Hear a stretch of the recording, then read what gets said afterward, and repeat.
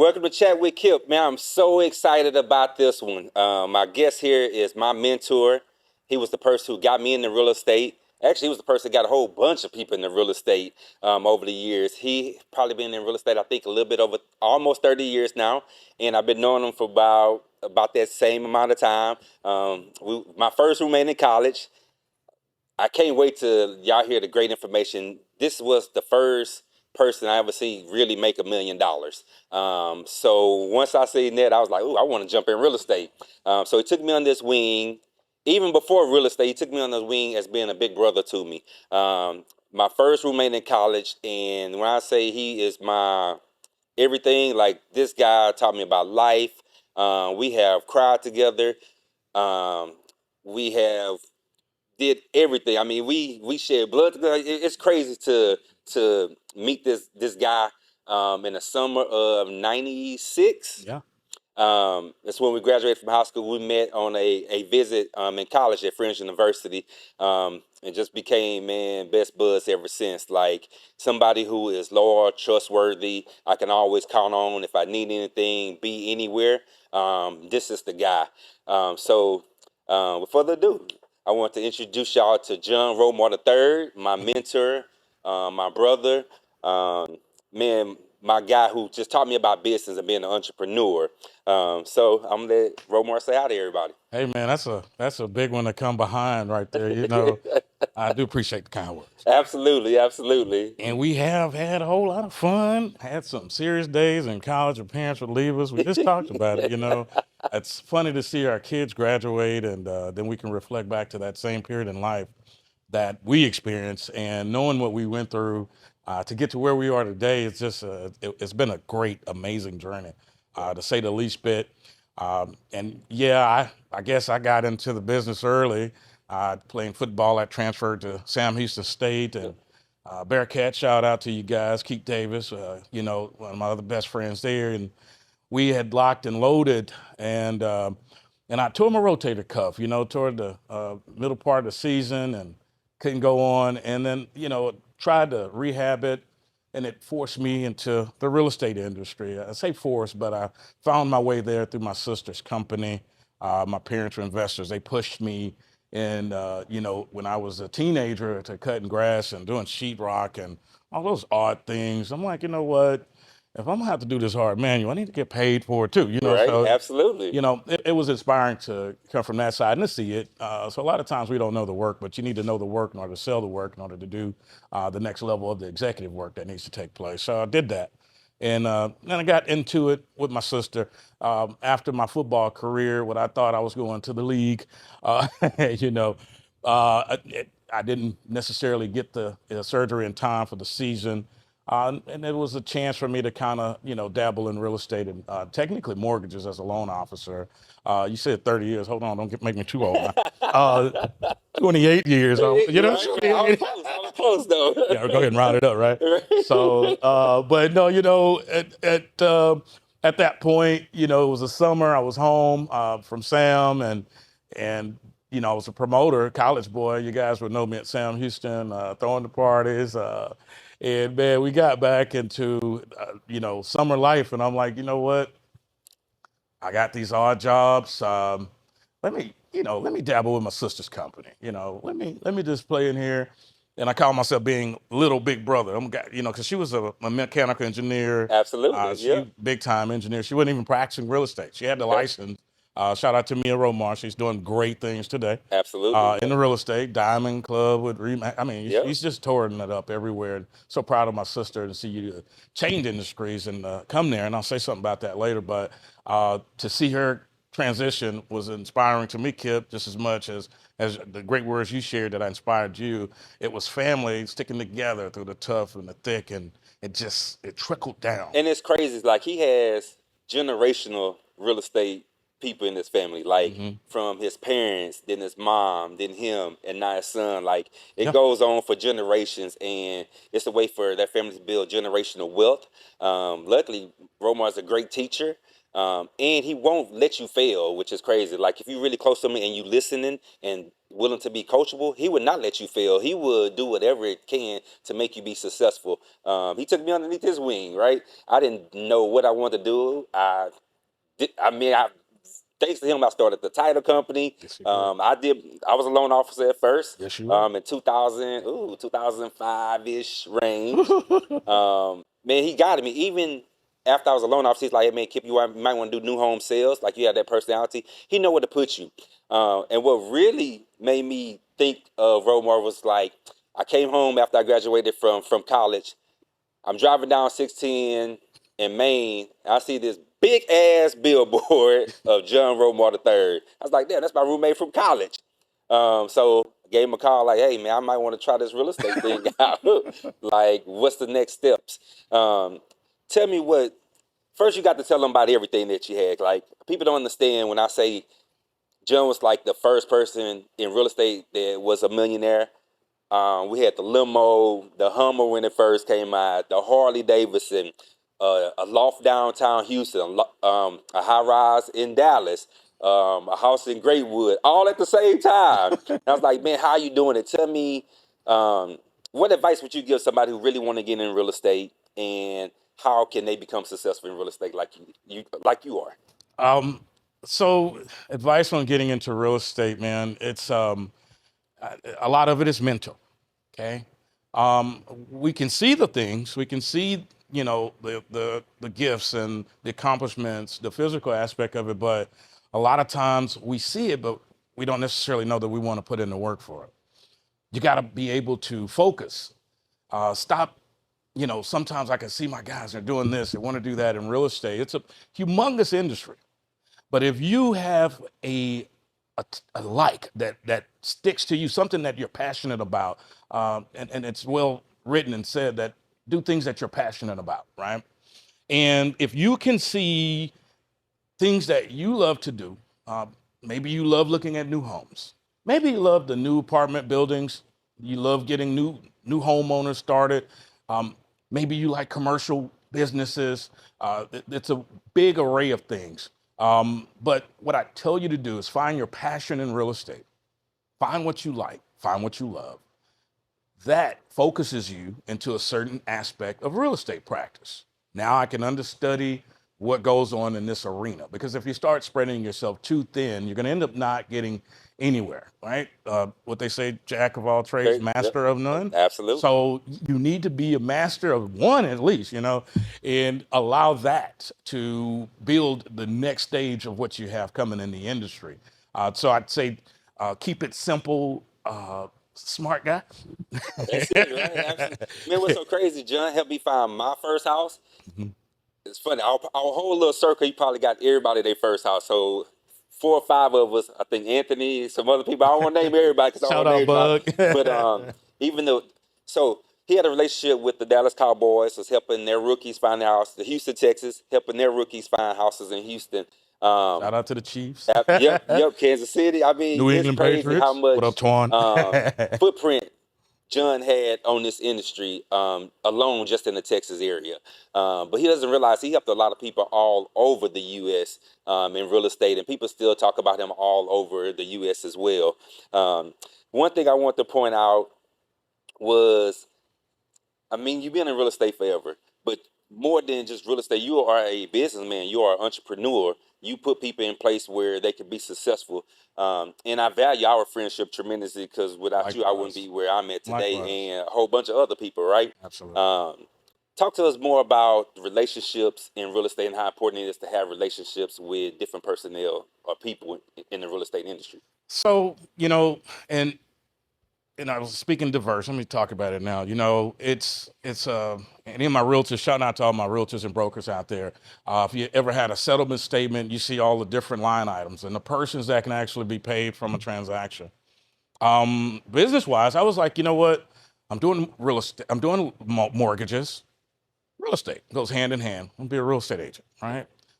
Knocked it out. Was the #1 agent, Leger Properties back in the day, and got these awards, working with the celebrities, and what I saw from that, again, that was that success. You get get strong in one area, and then it opens up. But it was probably,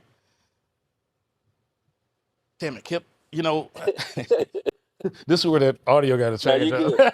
No, you good. Because let me tell you, let's talk about the name of 24 Hour Properties and where it came from. Okay, go for it. When I say the hardest working guy in real estate, this is guy. Like, it's no, I'm taking a break 24/7. I haven't seen him closing deals 2, 3, 4, 5, 6 in the morning, out all night with NFL players. Because there's a certain kind of vibe you have to have. You have to have those relationships and build that rapport with them. Their rapport is a little bit different. It's funny. We used to go to this place called Taco Milagro on Thursdays.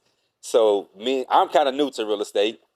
John just showed me a house. I think he was selling to Ken Lucas. So, Shout out to Ken. Yep, shout out to Ken, super cool guy. I think he was with the Panthers at the time. That's correct. So we went to a house in what was it, Holland Village? Yeah. So we went there, beautiful house, a $5-10 million house, somewhere around there. I don't know the exact number because I was still kind of new. And then we go to Taco Milagro. John ordering top shelf margaritas, $30 margaritas. And I'm looking, he was like, hey, nut. He used to call me little nut back then because I was small. Hey, nut, I don't know if you want to spend this money on this margarita. It's like $30. I'm thinking like, nah, I only got about $5 in my pocket. He was like, hey, listen, I'm going to give you $5. You buy your margarita and just act like you drinking one of these with us. I was like, perfect. That's right in my alley. But that made me realize, like, man, you have to be involved around those people and connect. You don't have to do exactly what they're doing, but you got to just be involved. And they see that you are genuine and you real. It's funny, like I went to Dallas one time. John had bought this limo. Me and my frat brothers out there for a fraternity reunion. And John was like, hey, man, I'm going to come get y'all. I was like, all right, cool. Like, this where we at. We ain't had no rental car. I mean, like I said, we just kind of got out of college. I didn't know anything that's going on. John pulls up in the limo, driving the limo. So my frat brothers looking like, oh, man, y'all, you doing it. Like, you and your boy out here, y'all got the limo. And I'm thinking like, man, he didn't have to do that. He didn't even have to pick me up, right? But he picked up me and my fraternity brothers, took us around Dallas in a limo while he was driving it. And, man, that just touched me. And they respected, like, dog, that's a real good friend. Like, he's the driver, provided the limo, didn't ask for no money, didn't ask for anything. It was like, hey, whatever you need, I'm here for you. I just want to show y'all a good time and make sure, Kip, that you are highlighted in everything that you do. Man, I trust him with everything. Like, I'm the godfather for his child. He takes my kids underneath his wings. So it's so much that it's more than just business with John. It's more of relationships, and if y'all are friends, he's gonna do whatever it takes. So I want you to kind of tell me about how important family is to you and faith. Yeah, faith is what probably. Before we get into faith, Yeah. y'all, I wish y'all could see this skit John did when he was in high school. He went to Jones High School, Shout but out he did Jesse it. What was H. it? Jones Lisa Sterling? Falcons. Which one you did the skit for? Jesse Yates. H. Jones Falcons. We put production on the road at Jack Yates High School. Absolutely. So talk about family and faith and how important it is for you.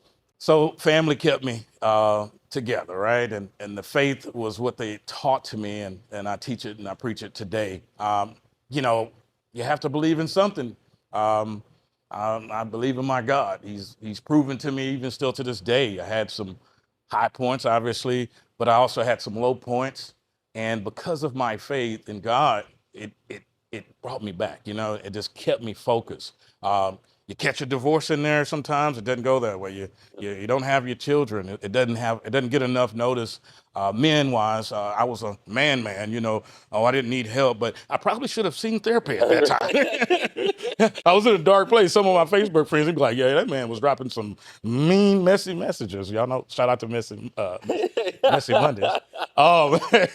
But it was coming from a hurt place, but at the same time, it was saying some good messages where I wanted, us to kind of like focus on relationships and building and keeping together versus separating and building against each other. I think children see that. And I think we've both done a great job with just being positive with our children and emulating that today. Absolutely. Yep. See Noah, he's the new entrepreneur. John is the GM with Raising Cane's. He's just, my kids are taking me so much, and I'm just like, who is your dad? I can clearly see.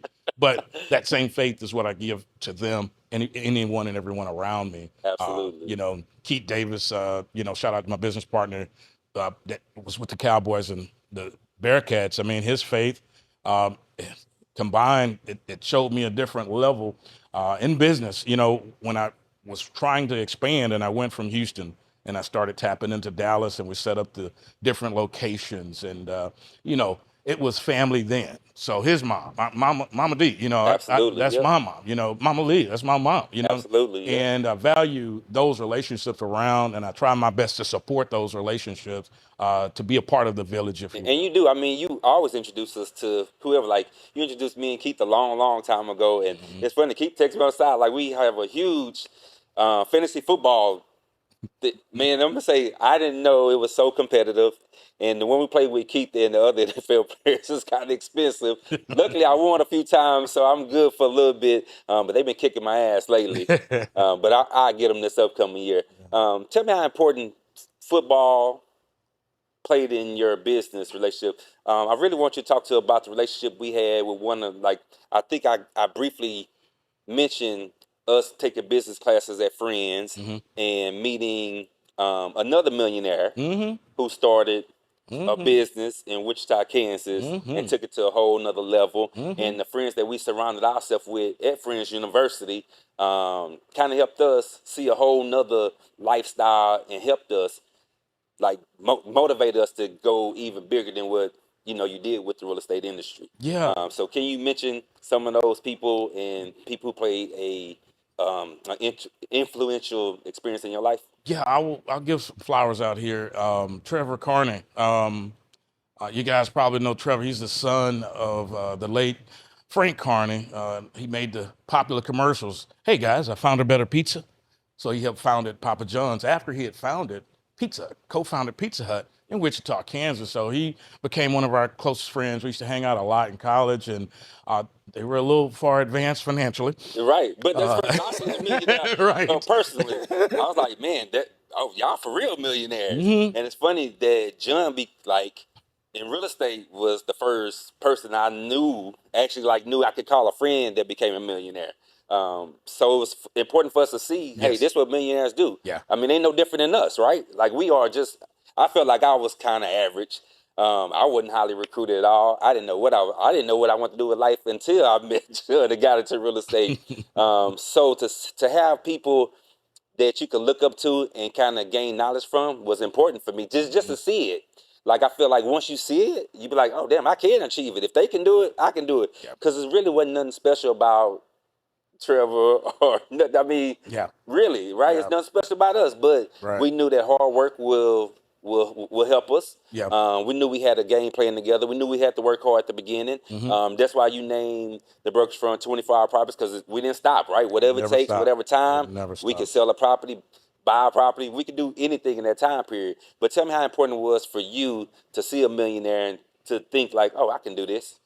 I mean, John is like when I say John dream, I thought like, man, that's a little far fetched. Right. Until you made it happen. And now we see it. Now we can obtain it. Now I'm like, oh man, we can make this happen. And now I feel like our income, we make it just as much as being in the NFL. So So and it is so. Man, thinking so shall be. It was that. Man, it was a vision, and I saw it. And talking about other people that showed me things, and I'm thinking sitting here. Shout out to Mama Hall, Dante Hall was a client brought to me, made friend, and Dante had his pitfall in the NFL at one point. He had to go to NFL Europe. yep. He overcame it, came back, and next thing you know, he's the X factor, Absolutely, right? yeah. Gatorade and everything, and I'm in the stands. I'm proud to be a friend and to see success and to see overcoming adversity. A lot of people don't get the game of football. It's a life game. Absolutely, You'll yeah. get knocked down. You have to get back up. Some things come at you harder. You gotta get back up. Some things might be faster than you. You gotta figure out a way to beat them to the point. There are so many lessons in that game. And then I just met lifelong friends from that same game. Still keeping friends with them today. And Dante exposed me to Europe. He made it big over there and took me back. We traveled there, went to Amsterdam. I can remember that. And it was, wow, different way of living. And, the African-American culture was a little different over there. Okay. Right. You know, it was still acceptable. I didn't get, I can't blame Holland or anybody for racism. You guys didn't do that, but I did get a chance to see different things, right? Absolutely. Yep. I did get a chance to meet other millionaires, and see how they achieved it. And it's important that we don't try to emulate each other. In my sense, we should work to complement each other. Because if we can complement each other, that means that's another block on top as we build a pyramid together. Absolutely. Okay, Absolutely. as a family, as a unity. Um, Before I let you go, I want to tell them a story in college. So when we met, we met in Wichita, Kansas. So I didn't know when I was coming back home what I was gonna do. I didn't have anything. I didn't know anything. It's funny. John probably gained 25 pounds our freshman year. Actually, our first semester, our freshman, he gained 25 pounds, which was good for me because John was well dressed all the time. His mom always kept him in polos, heel figures at the time. Luckily, he gained too much weight, and it was just the right size for me, right? So he gave me all his clothes. So I had so many polo shirts, so many polo pants. And I like to thank you because my mom was like, "Kid, where you getting all these clothes from? I know you can't afford it." I was like, "Well, John has got too big, so he gave me everything." And but the most thing that left a really remark on me, like we were so homesick. My mom, his parents used to come up there to watch us play football. We'll cry when they leave. But luckily his mom worked for Southwest Airlines at the time and gave us buddy passes. So the second semester, after football season was over, we used to come home all the time. We used to drive my little Escort. We drove the Nova. Let me tell you, Robo had a Nova that we drove up to Wichita. I think did it freeze? Yeah. It was in the snow. So luckily it froze the axles and the wheels didn't fall off this thing, right? He had big 15s, 18s, all these imps in the trunk. Yeah. And we drove it 9.5 hours. And then luckily I had a little Escort, which we drove every other weekend back home to Houston. And I say we used to road trip everywhere. And fly Southwest, man. I thank you for bringing me back home. I was so homesick, and man, thank you for really taking care of me when after I graduated and got me into real estate. Without you, man, I feel like my life would be totally, totally different. Yeah. I feel like I wouldn't set the example that we have for our kids if it wasn't for you. So, man, I appreciate it, and I want to just let you give some closing remarks to everybody. Yeah. Let them know about the brokerage firm, 24 Hour Properties. If they have any real estate questions, they can definitely reach out to you. For y'all new agents that's looking for a brokerage firm, John is a great mentor. Like I say, he took me on this when he was the one helped me start the title company. He was the one talked about real estate. He was the one helped me get my loan officer license. So I can't say enough about this gentleman because he made my career what it is. Mike, it's on you. Kip, you give the greatest shout outs. I mean, I can't thank you for that. And you observed a lot. Now that I know.